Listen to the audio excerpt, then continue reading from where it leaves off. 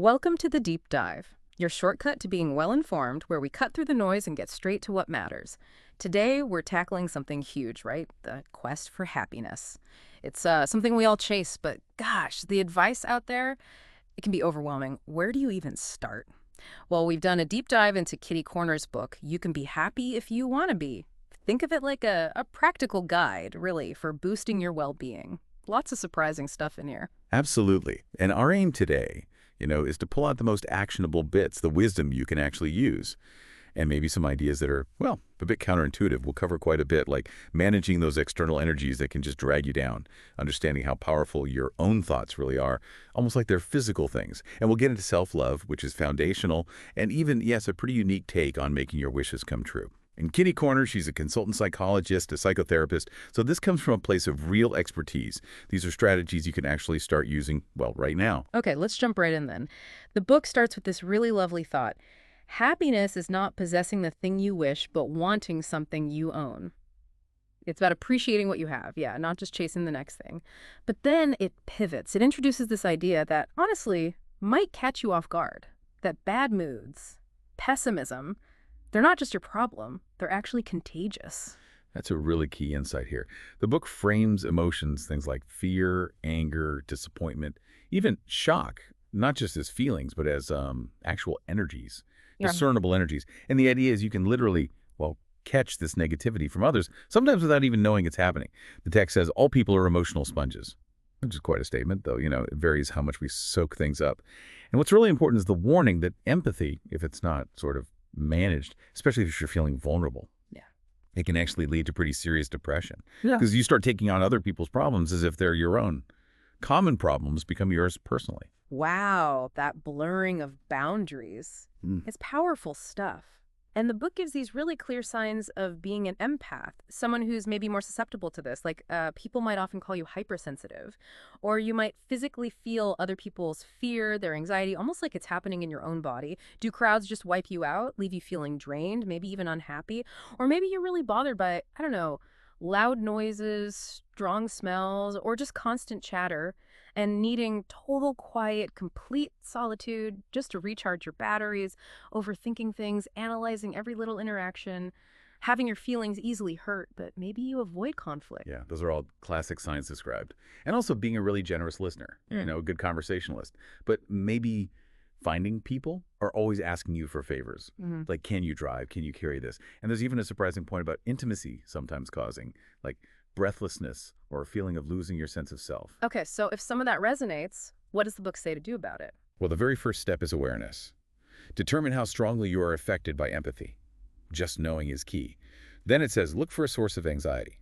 Ask yourself, consciously, is this feeling actually mine? Or did I pick it up somewhere? And it points to obvious places like mass media maybe, or crowded spots, malls, concerts, Or even specific people. And the advice on what to do once you identify the source, it's pretty direct. Refreshingly so, maybe. Avoid the source of anxiety at all costs. It's not about being rude, it emphasizes. It's about active self-protection, so practical things like keeping a bit more distance when talking to someone draining, or, say, changing seats on the train if the person next to you just feels heavy or sad. Just move away, it says. Don't worry about offending them. Your energy matters. Take action. Exactly. Don't just sit there and soak it up. And for immediate help, it offers tools. First, in any unclear situation, concentrate on breathing. The guidance is simple. Breathe in quietness. Breathe out the negativity. You can even visualize it, like a gray mist leaving you, and maybe a golden light coming in with the inhale. Just a quick mental reset. Second, use a shield. Imagine, say, a white envelope around you, or whatever color feels strong to you. The shield, the idea, is it bounces off all negative and discomfort. Only lets the good stuff in. I like that idea of a shield. So building on that, how do you manage those times when you just feel overloaded, and how do you spot these energy vampires the book mentions? Right. Managing overloads. It gives some, shall we say, unconventional advice here, like eating junk food rich in sugar sometimes. Really? Junk food? Yeah, but it's framed as a way to quickly get together and relax during a really draining moment, like a short-term fix for self-preservation, not a health plan. It also talks about maintaining independence, like always make sure you have taxi money so you can leave a situation quickly if you need to. That makes sense, having an escape route. Exactly. And maybe the most crucial bit, having your own personal space at home, a reading corner or a computer desk, somewhere you can just be alone, completely undisturbed, your sanctuary. So important. Defense is one thing, but what about actively boosting your energy? Good point. It's not just about defense. The book really encourages you to actively look for positive people and positive situations Mm. because it reminds us hope is also contagious. Being around positive energy genuinely lifts you up. And another piece of advice I found really resonant: go to nature, even in solitude. Mm. Think about your favorite outdoor spots, the park, the woods, by a lake. These are described as like essential emotional centers, places to rest, recharge, find refuge during those emotional and psychological storms, as the book calls them. Just being there or even picturing it can be incredibly healing. Okay, so protecting our energy from the outside is one big piece, but then the book shifts focus inwards, right? To something we always have with us, our breath. It positions breath work as this powerful, immediate response to stress. And it doesn't pull punches connecting chronic stress to serious health problems, circulation issues, heart disease, addictions, all sorts of things. Absolutely. It offers 4 specific calming breath techniques you can use right away. First is eupnea, which is just even breathing. Super simple. Inhale through the nose, count to 4. Exhale through the nose, count to 4. Balanced. You can increase the count to 6 or 8 later. It's great for just settling down quickly or relaxing before sleep. Second is abdominal breathing, diaphragm breathing. Put one hand on your chest, one on your belly. Breathe deep through the nose. Feel your belly rise. The book says just 6 to 8 deep inhalations and exhalations per minute are quite sufficient to calm down in about 10 minutes. Really useful before something stressful like an exam or a big meeting. Okay, so even breathing and belly breathing, what are the others? Then there's exhalation by force.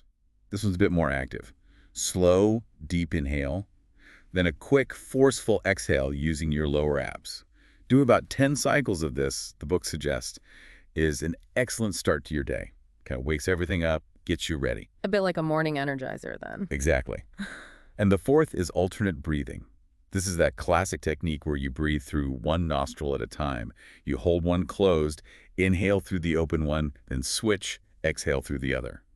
The thinking behind this one is that it combines both brain sides, leading to a feeling of peace and total harmony. Great for focus, too. Those sound really practical. Easy to try. They are, but the book is careful to say, breath work is amazing for immediate relief, but it's part of a bigger picture. It emphasizes things like proper diet, drinking enough water, regular exercise, yoga gets a mention, and just generally learning the ability to relax correctly. It's all connected. Right, it's not just the breathing, it's the whole lifestyle. Precisely. And that leads into another really deep, almost philosophical part of the book. The idea that any thought is material, that thoughts actually carry positive or negative energy. And crucially, our power flows to the focus of our attention. Where you put your thoughts, that's where your energy goes. Thoughts are material. That's a big concept. It is. And it gets really nuanced. The book warns about how even seemingly kind thoughts can be problematic if they're about controlling someone else's path. Like a parent thinking with genuine love, I know what's best for you. Yeah. That energy, that well-meaning thought can actually block the development of any situation differing from your view. That's right. For the child, it's about respecting their path. Wow, so even good intentions can misfire energetically if they're controlling. Okay, but what about straight up negative thoughts? What happens then, according to the book? It lays out 3 pretty interesting scenarios. Variant 1, say you're thinking poorly of someone, but that person is actually doing great, blossoming out.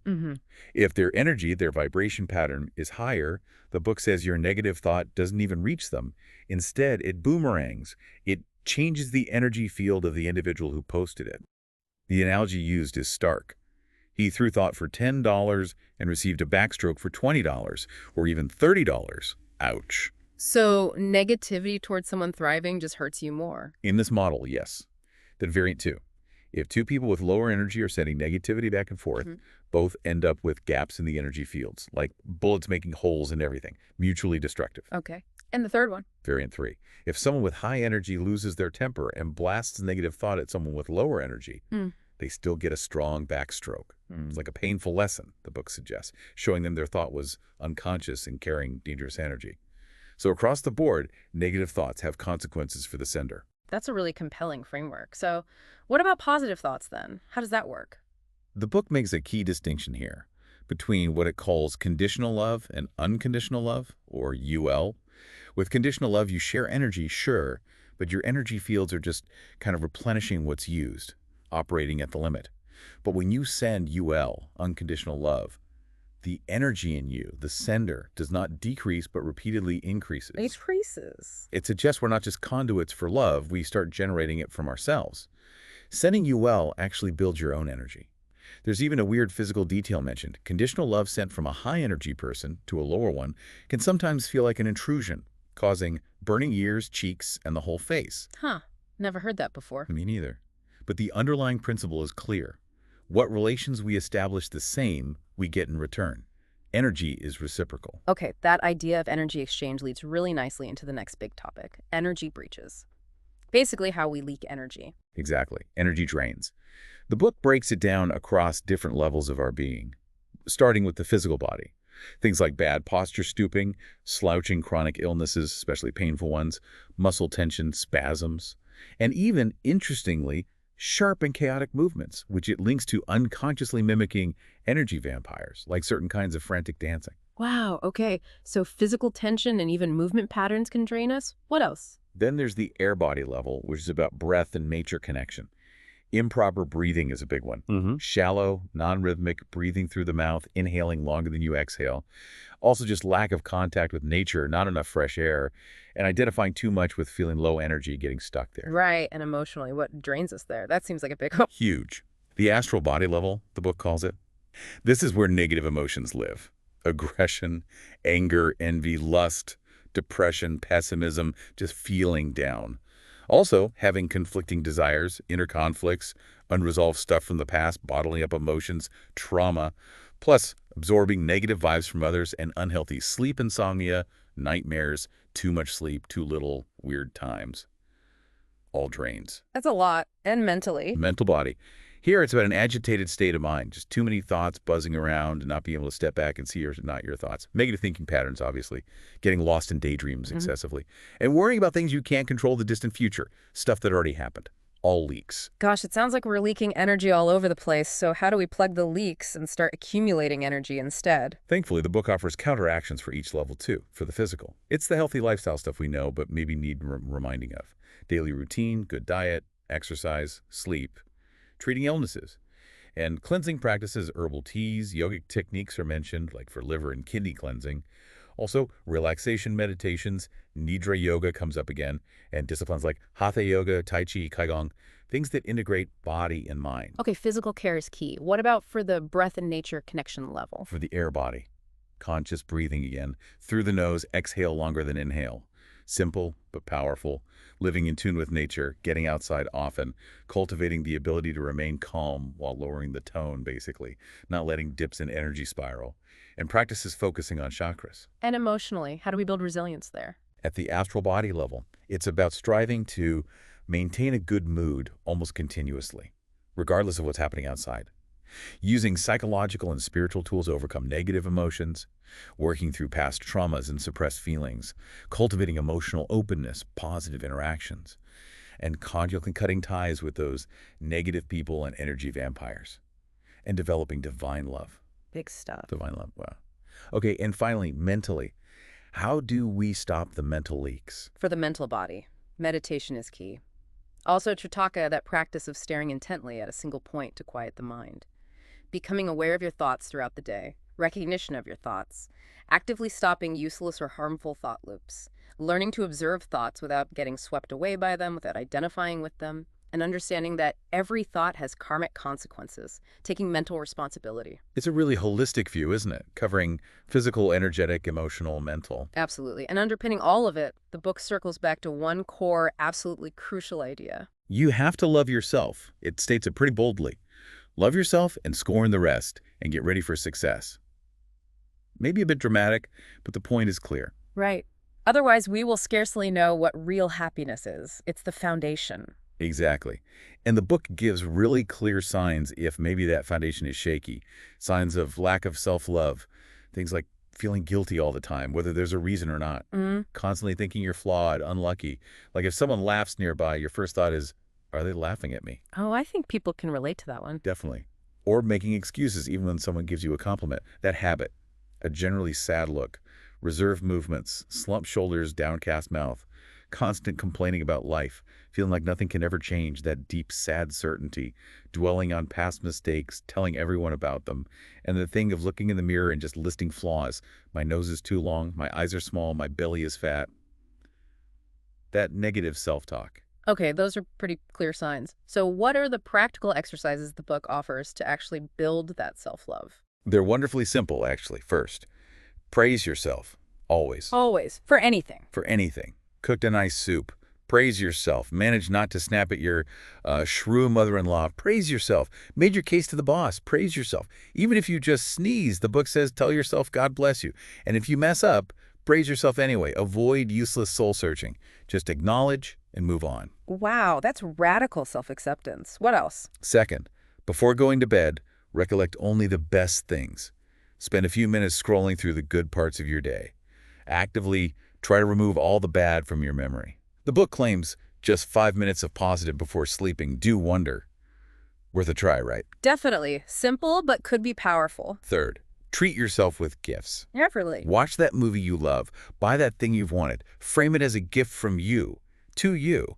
And it even suggests this can cause physical changes, shoulders squaring up, lips lifting, wrinkles softening, because you feel better about yourself. Okay, praising. Positive recall. Gifts, what's the most important one? The book calls this one the most important. Talk to your reflection in a mirror every day. Just 5-7 minutes alone. Sit, relax, look at yourself, call your reflection by your name, smile at it, and then tell it all the good things. How you like it, how amazing, smart, beautiful, beloved it is. Everything you wish others would say. Talking to yourself in the mirror feels a bit strange, maybe. It might at first. Yeah. But the book promises results within a month. Increased confidence, feeling more self-sufficient, even looking more beautiful because that gloomy, anxious expression starts to fade.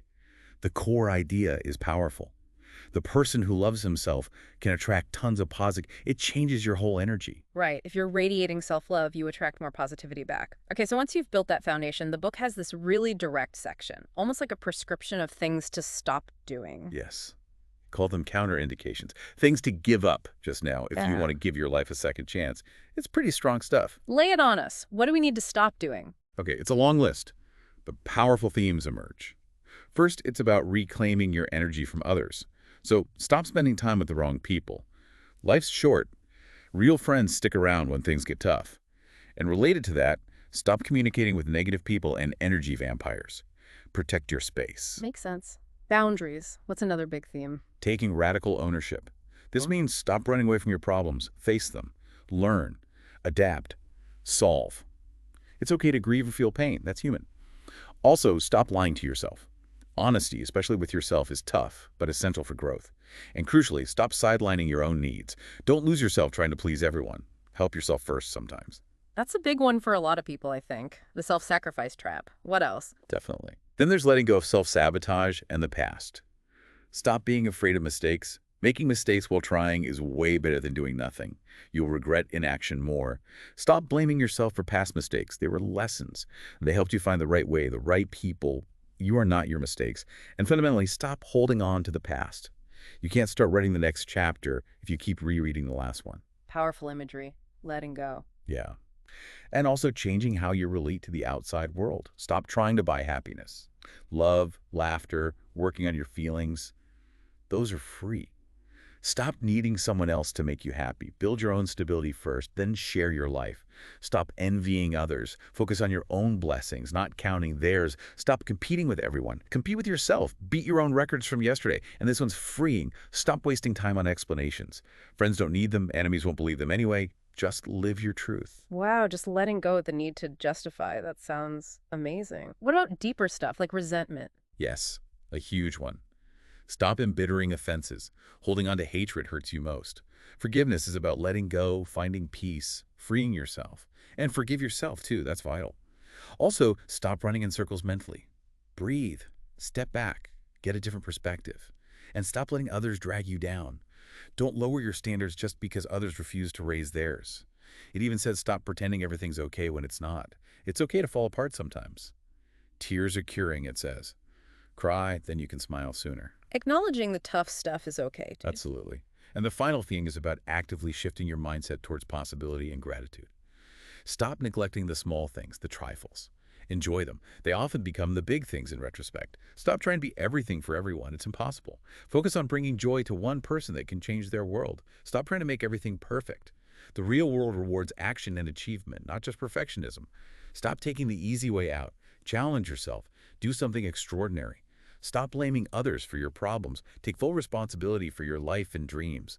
That's where your power lies. Taking responsibility, that's key. Totally. And stop worrying so much. It steals today's joy and doesn't help tomorrow. Ask yourself, will this matter in a year, 3 years, 5? Stop focusing on what you don't want. Focus on what you do want. Positive thinking is crucial for success. And finally, a really grounding one. Stop being ungrateful. Whatever you have, be thankful. Someone, somewhere, is desperately fighting for what you take for granted. That whole list, it's like a blueprint for clearing out the mental and emotional clutter. So powerful. Okay, and after all that, there's a bonus chapter that sounds almost magical. The idea that the universe likes paperwork. Huh. Yeah, it phrases it like the universe is not alien to the bureaucracy. The concept is that wishes can come true if they're correctly recorded. Uh-huh. And it says the distance between you and your goal might just be the 2-3 meters separating you from the writing table. It's about intention put into form. Okay, I'm intrigued. What are the rules for this universal bureaucracy? There are 7 arcane rules, as the book calls them. Rule #1. Be specific and dated. Write your desire thoroughly, in beautiful handwriting, with exact dates. Not just, I want a house, but in summer 2016, I'll have a big, beautiful cottage. Dates are crucial, it says. Attractions have no sense without exact dates. Rule #2. Give it time. Set a reasonable time frame for the wish to manifest. Rule #3. Write it in the present tense. Like it's already happened. I already have a house bought, not I will buy one. Present tense. Why is that so important? Because, according to the book, the universe does not apprehend the particle not, the word no, and other negation methods. You attract what you focus on. So if you write, I do not want to be poor, you're focusing on poor. The book says, flip it. I want to be rich, and I will be rich. Focus on the positive outcome. Got it. No negatives, present tense. What else? Rule #4. Reinforces rule #3. Forbid yourself to say no and any other denials in the wish itself. Describe what you do want in detail, which leads to rule #5. Write in detail emotionally with your heart. Feel the joy of it. If it's a house, describe everything, the porch, the rooms where your favorite vase will go. Really feel it. And critically important, ensure the desire would not harm other people. Your wish should align with the greater good. Okay, specific, dated, present tense, positive, detailed, heartfelt, and harmless. What are the last 2? Rule #6. End your written desire with a prayer or a mascot phrase. Humbly ask for help from higher powers if that resonates. Or if not, use a closing phrase that broadens the wish, like, let this desire of mine bring me not only happiness, but something more. Don't limit how the universe can deliver, then let it go. Don't obsess. Let it go, but do nothing. No. That's rule #7. Do not be taken up with your desire. Let your dream go, but act. Writing it down isn't the end. You have to go towards the dream. But act thoughtfully, reasonably. Don't break the harmony of the universe by trampling over everything. It's about inspired action aligned with your written intention. Wow. That's a fascinating blend of intention setting and practical action. What a journey this deep dive has been. Seriously, we've covered so much ground from Kitty Corner's work, from, understanding emotional contagion and shielding ourselves, to using our breath for instant calm, exploring how our thoughts literally shape our reality, plugging those energy leaks, the absolute necessity of self-love, and ending with this really structured, almost ritualistic way to write down our desires. It really does paint a picture of happiness and potential, not as things that just happen to us, but as states we actively create and manage. It's a very conscious process, this book suggests. It gives you the why and the how for navigating your inner world and your outer circumstances with real intention. It's practical stuff. Definitely practical. So, thinking about everything we've unpacked today, here's something for you, our listener, to consider. If you were to commit to just one single shift, one idea from Kitty Corner's wisdom, what surprising yet simple action could you take, starting right now, to begin truly owning your happiness? Thank you for joining us on this deep dive into the practical art of happiness. Until next time.